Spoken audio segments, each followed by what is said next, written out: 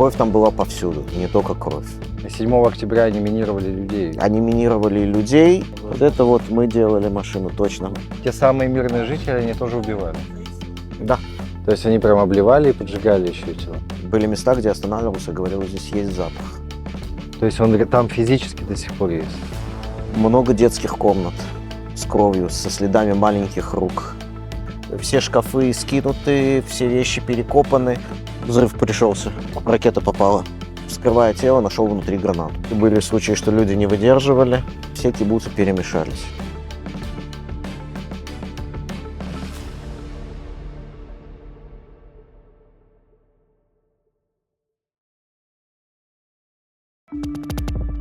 Что точно можно сказать по тем следам, которые мы видели? Можно сказать, что убивали самыми разными способами. Сжигали, насиловали.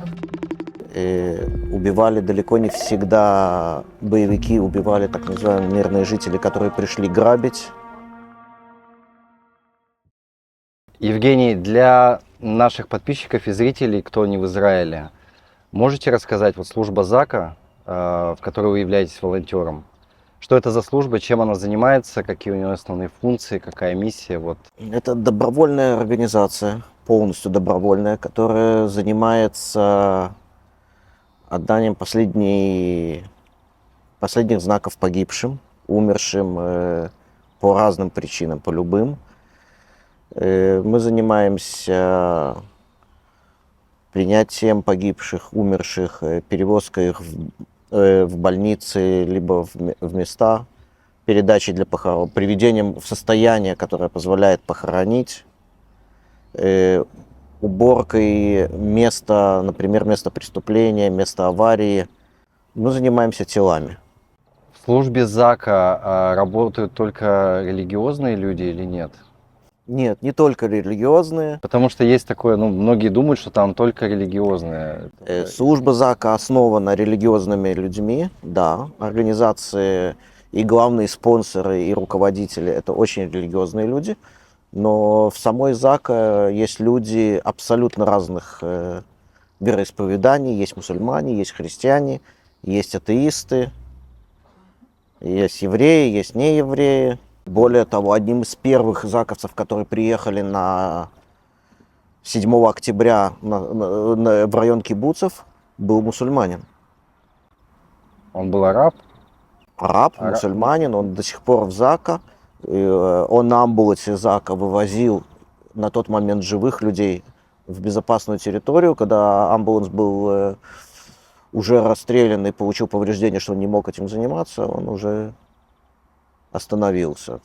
А как вы лично к этому пришли? Как вы решились туда пойти?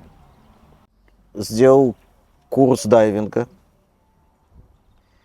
и начал заниматься дайвингом. На определенный момент стал искать, где можно больше нырять, чем я могу принести какую-то пользу, совместив хобби с удовольствием.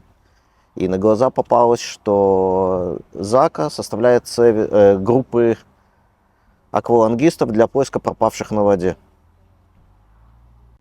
То есть я правильно понимаю, у ЗАКа есть еще какие-то подразделения? Да, у ЗАКа есть спецподразделения, как подразделение джипов, подразделение спасателей в катаклизмах, есть подразделение дайверов. 7 октября день. Мы будем говорить сегодня о нем. Вообще, как началось ваше утро 7 октября, вот этот день? Можете вспомнить? 7 октября – это день рождения моей дочки. Вау. Собирались ехать, более того, поехали в Йокнам отмечать день рождения. Чуть раньше, чем собирались встать, начались тревоги. Но тогда на тот момент никто не знал, что идет, как идет. Обстрелы в Израиле бывают ракетные атаки. Правда, тут было много атак. Мы посмотрели, что атаки идут с Газы, а мы едем на север. Решили ехать. Выехали, а с каждой минутой новости приходили все больше и больше. И какого числа вы уже попали? 10 октября я уже был в Бере с самого утра. В Бере Можете описать, ну, вообще ваш маршрут? Первое, что мы увидели, что я увидел точнее, это ворота Берри, рядом с которыми стоит сгоревшая машина, если я не ошибаюсь, Mazda, полностью выгоревшая. Гражданская машина. Гражданская машина, расстрелянная, сожженная, разбитые стекла в будке на входе, там бетонная будка. На входе кибуц стоят еще несколько машин внутри, на кивун выезда, на направление выезда. И слева от ворот, чуть в глубине, стоят 4 джипа хамасовцев. Нурбы. Они в каком виде были расстреляны? Да, на тот момент они уже были расстреляны. Вот здесь, кстати, пару джипов стоят. Здесь стоят, да. Может быть, Вот. оттуда.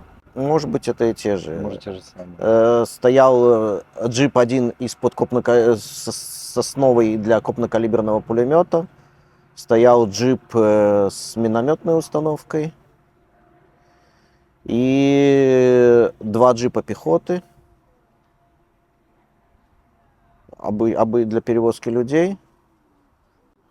То есть хамасовцев ликвидировали и машины вот собрали в этом месте? Нет, машины стояли там, где они стояли. То есть Их еще не трогали. Это джипы, которые организовали огневую точку для перекрытия въезда в кибуц. Они собирались однозначно, причем они там собирались противостоять армии. И, видимо, какое-то время они противостояли.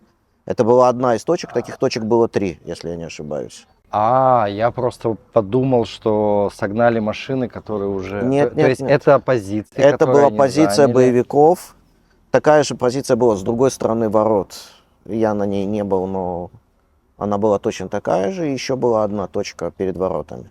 То есть они реально хотели захватить и Противостоять. армии с тяжелым оружием. С тяжелым оружием, с медицинской помощью. Там у них была сумка медика была огромная, полная медикаментов, включая лекарства, включая сильнодействующие лекарства, обезболивающие, перевязочный материал. Там это все было. Белые джипы были? Или черные тоже? Те, которые там стояли, там было 3 белых джипа и 1 армейской раскраски. Это, получается, они на Зеленоватый. входе, да, стоят? Они стояли в стороне, с левой стороны от входа, но с этой позиции очень хорошо просматривались ворота. Обстреливалось всё, Да. Ничего себе. Это очень грамотная профессиональная позиция. Террористы лежали там же. Террористы в этих же джипах лежали? Не, в этих же джипах они лежали рядышком. Много их было? 6. 6. Их еще не убирал никто, получается? Нет, они еще на тот момент были не убраны, они были в армейском снаряжении, в разгрузках. Один из них был заминирован. Довольно частая практика, которую я встречал за это время. Я был 2,5 месяца на юге. Хамасовцы минировали тела. Свои же, в смысле, да? Не только своих. Не только свои. И 7 октября они минировали людей. Они минировали людей, и практика делать рентген телам погибших в Шуру была после того, как хирург, вскрывая тело, нашел внутри гранату. Внутри тела? Внутри тела.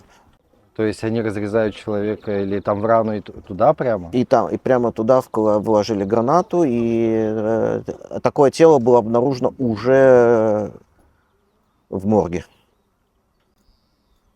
После этого начали делать рентген всем телам, которые поступали. Вшивали гранаты, внутрь людей, под людей, внутрь разгрузок закладывали гранаты, чтобы когда его будут раздевать, произошел взрыв.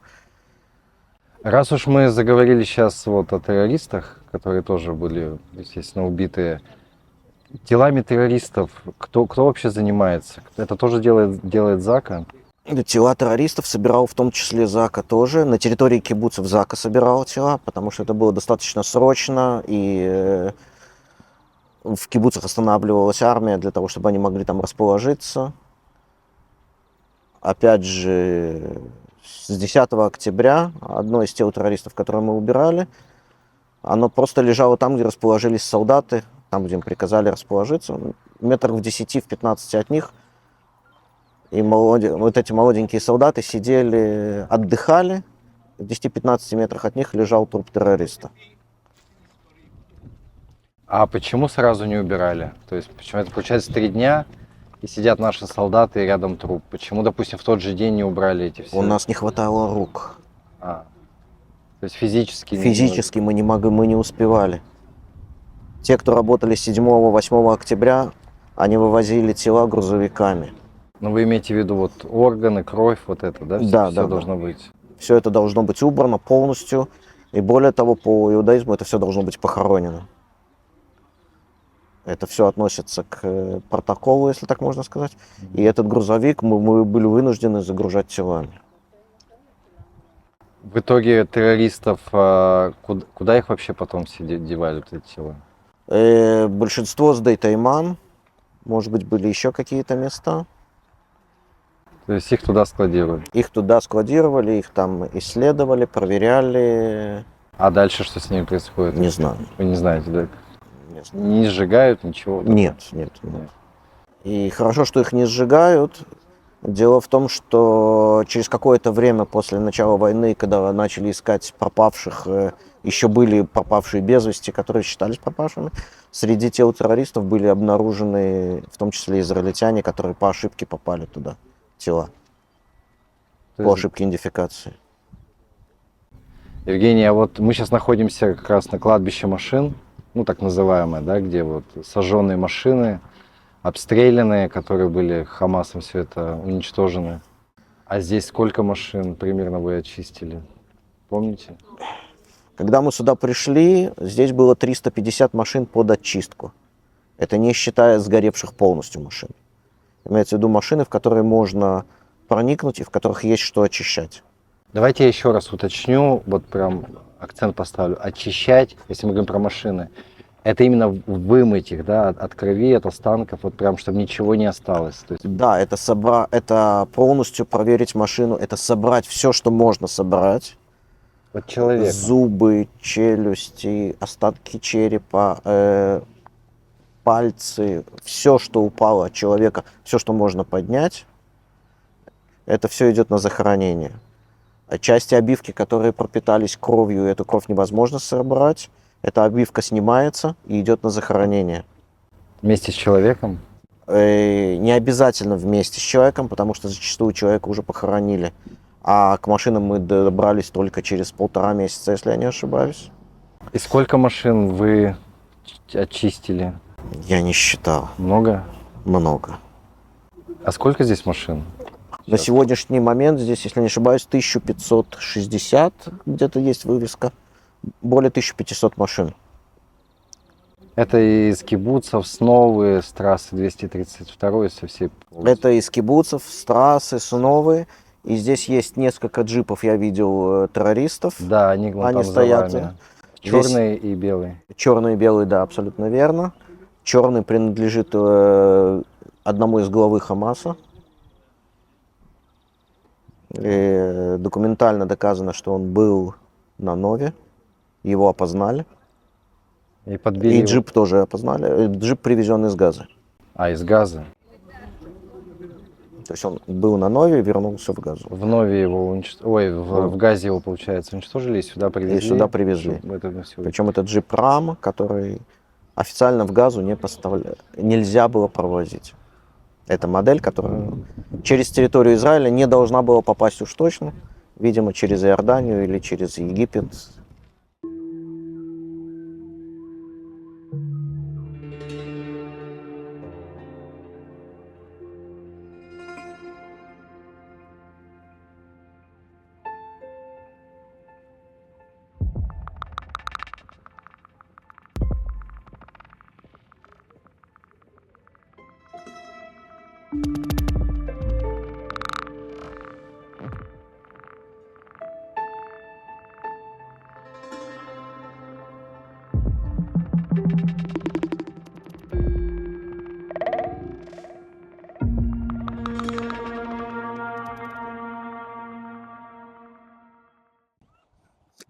Машины тогда они стояли на всю территорию до конца.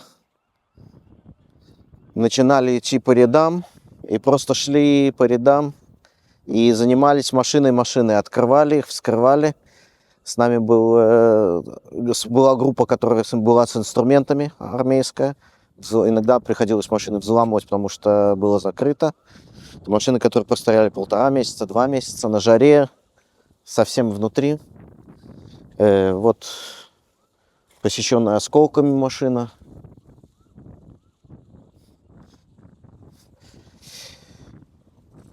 И каждая машина, которую мы отмывали, очищали, даже не знаю, какое правильное слово подобрать, отмечалась вот так вот. В каждой такой машине была найдена кровь, останки. На тот момент, когда мы сюда пришли в первый день, здесь было машин на очистку 350 машин. Сейчас здесь стоит, по последним данным, 1500 машин, больше. 1560, если не ошибаюсь.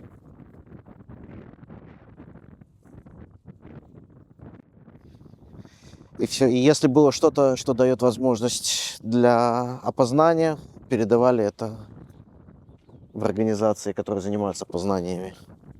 Вот это вот мы делали машину точно. Вокруг Магава оборачивали, вокруг щетки. Вот эти 2 машины точно наши, 3.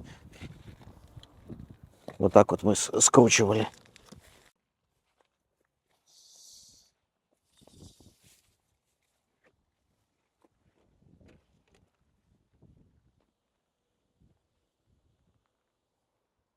Это разбиты взрывом при перевозке, осколками.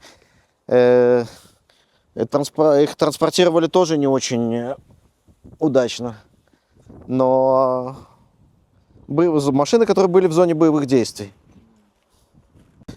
Оплавленный бампер, она рядом с огнем стояла. И стекло пробило не просто осколком, а стекло расплавилось и потекло.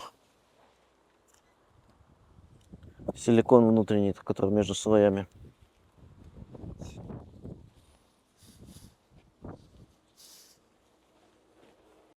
Вон, краской подписывали, это тоже наш. Мы делали. Когда наклейка не клеилась, в итоге приклеили, но видишь, краской тоже наносили иногда. Осколки, судя по всему. Причем с рикошетом зашел и вышел.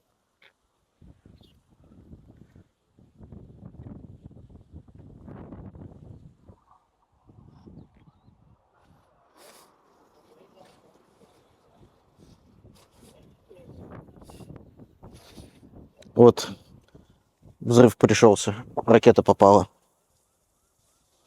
Один, второй вход.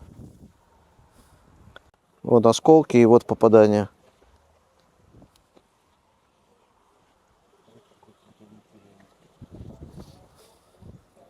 Амбуланс Йоси, который на выезде в Ждрот был взорван. Хотя, может быть, я ошибаюсь.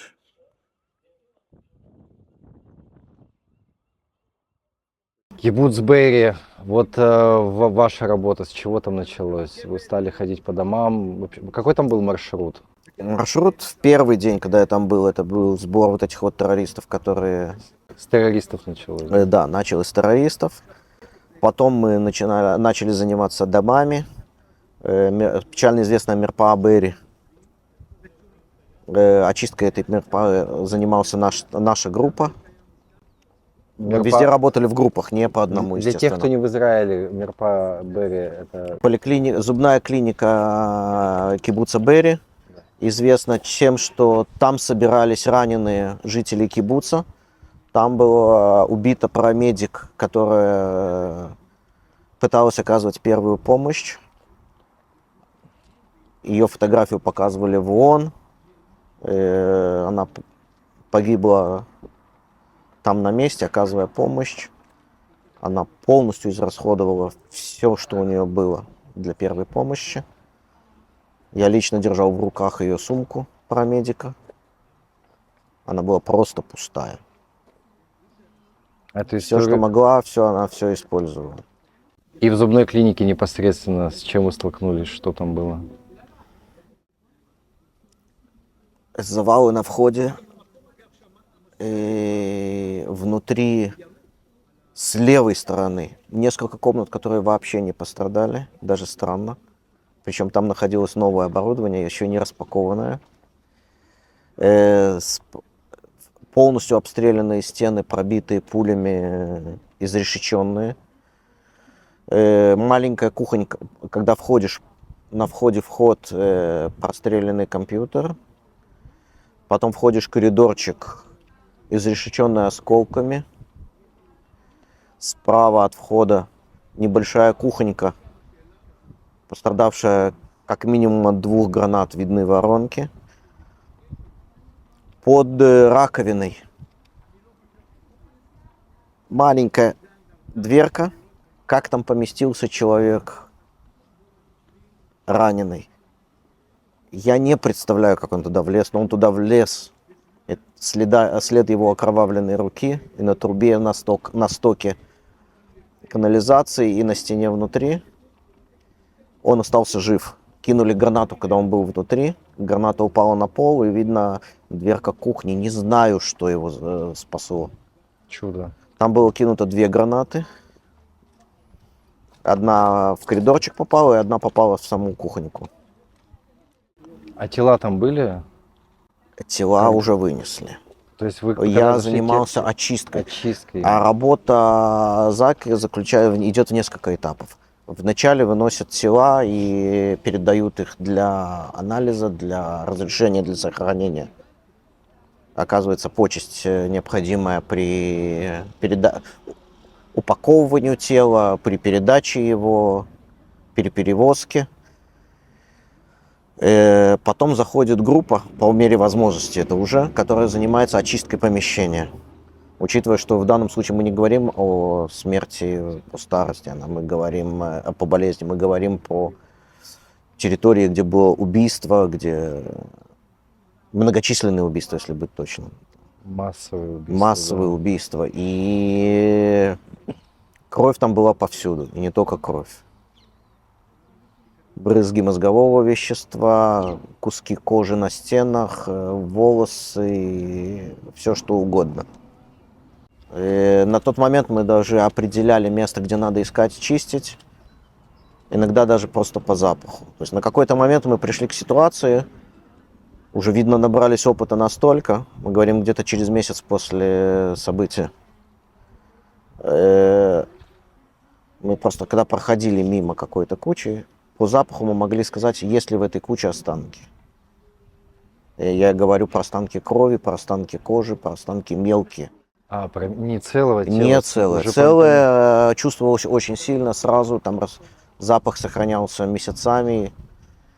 Я когда с сестрой посетил Берри через год после ситуации, а запах до сих пор меня преследовал. Были места, где я останавливался и говорил, здесь есть запах. То есть он там физически до сих пор есть? Я его физически ощущал. Или это на подсознании как-то действует, возвращаются вот эти Я запахи? думаю, что там был запах в конкретном месте, потому что я возвращался к определенной точке, и я этот запах чувствовал именно в определенной точке. Насчет подсознания, очень долго это преследовало, действительно очень долго. Я возвращался домой после всего, уже после душа, после того, как все скинуто, все постирано, все убрано. Я ходил, я вот так вот к плечу, мне казалось, что от плеча пахнет, от тела пахнет. Невозможно избавиться. Нет, от этого запаха избавиться очень сложно.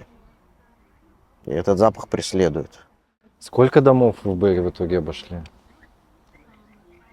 Не знаю, десятки. Даже тракторы, которые... Это тракторы, которые были угнаны из кибуцев, и их забрали в Газе, насколько я понял. Кольнуит то же самое. То есть те самые мирные жители в тапочках, видимо, которые пришли мародерить, они вот это Да, все... они мародерили. Они все это... Большинство домов были перевернуты с головы на ногу, все шкафы скинуты, все вещи перекопаны. Там действительно искали, собирали все, что блестит, все, что можно забрать. Я видел кабели с оторванными контакты, буквально они миры забирали, телевизионные. те самые мирные жители, они тоже убивали.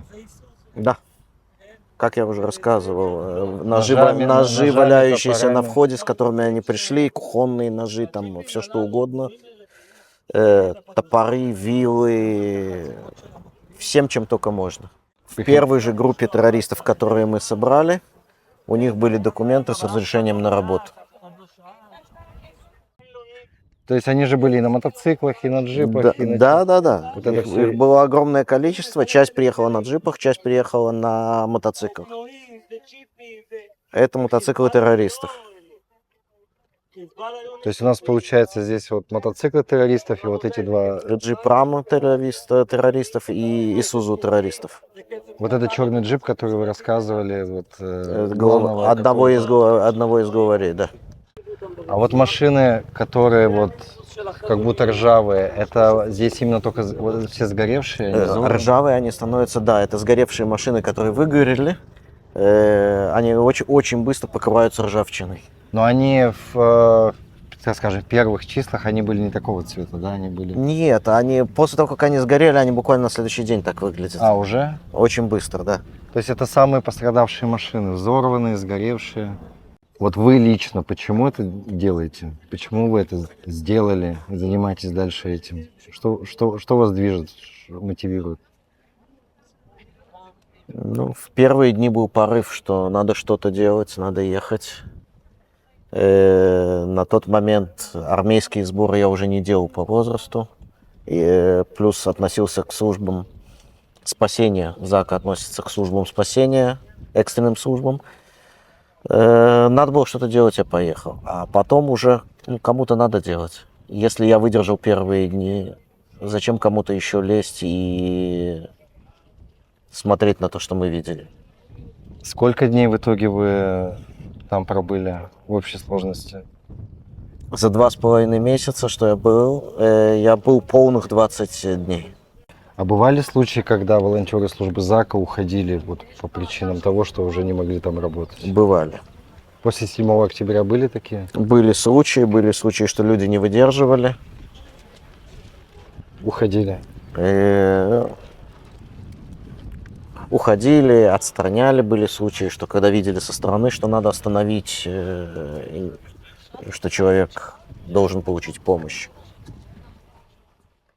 А можете описать, ну, по вашим наблюдениям, то есть количество людей, которые были убиты, и какого возраста это было, в каких комнатах, как это могло происходить, какие-то вот детали? Во-первых, я могу сказать, что все кибуцы перемешались. Я на сегодняшний день с трудом могу сказать, какой дом был в каком кибуце. Просто не помню. Их было очень много. То есть истории я могу рассказывать. Иногда я могу сказать, в каком кибуце это был дом. Иногда я не могу даже сказать, в каком кибуце это был дом. Ну, если не говорить о конкретных Если кибуцах, не говорить вот о конкретных в целом. кибуцах, много детских комнат с кровью, со следами маленьких рук на стенах. Можете представить, детская комната, 4 кровати, плюс матрас лежит на полу под окном. Все 4 кровати в крови.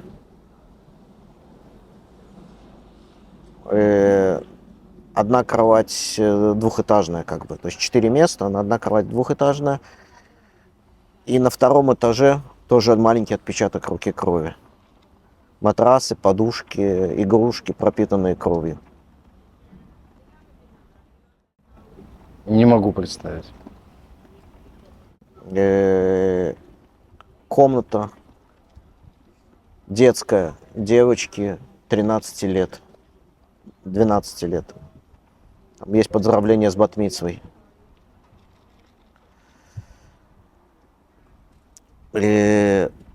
Окровавленная. Кусочки скальпа, волосы с кожей. Прямо валяются на полу. Окровавленный матрас.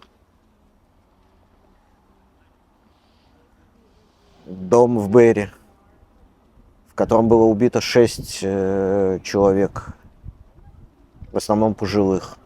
Убитая собака на входе. На входе в дом валяются ножи и просто валяются ножи и топор. Ножи в луже крови, в огромной луже крови, и эти ножи не взяты из дома. Дома в стойках стоят ножи свои, которые остались там в этом доме. В центре салона след тела, крови, выгоревшей. То есть тело просто подожгли. Окровавленные вилы в спальне. Вилы, Вилы. которые вот Да, в обычные сельском хозяйстве. в сельском используют. хозяйстве окровавленные вилы, которыми был убит человек. Комната бомбоубежища, где человек пытался закрыть дверь бомбоубежища, удержать ее, простреленная насквозь, 15 пробоин сквозь дверь, простреленный матрас, брызги крови по всему помещению. По вещам и документам человек 92 лет, инвалид. Документы на проведение операции ортопедической. Просто больного беспомощного человека. Больного беспомощного человека 90 с лишним лет, которого расстреляли в бомбоубежище. Все забрызгано кровью, включая потолок.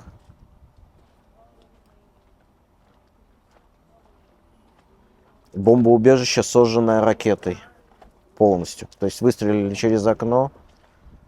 Мы там не смогли ничего убрать, мы просто отколупали плитки от пола, кафель. Кровь просто въелась в них. Этот кафель ушел на похороны, потому что больше ничего не осталось. Дверь заварилась. Мы в эту комнату железная дверь, она просто приварилась к стояку от температуры, которая там была. Вместо части машин на улицах остались лужи расплавленного алюминия. От машины вообще ничего не осталось. Они каким образом сжигали? Термобарические снаряды, ракеты для гранатометов, взрывчатка. С машинами окей, а людей? Как Людей поджигали? огромное количество RPG, которые С RPG. использовались для комнат, для помещений, для бомбоубежищ. Плюс были тела, которые были облиты чем-то и сожжены. То есть они прям обливали и поджигали еще тела? Видимо, да. По-другому это объяснить невозможно, потому что там были тела, которые просто уголь.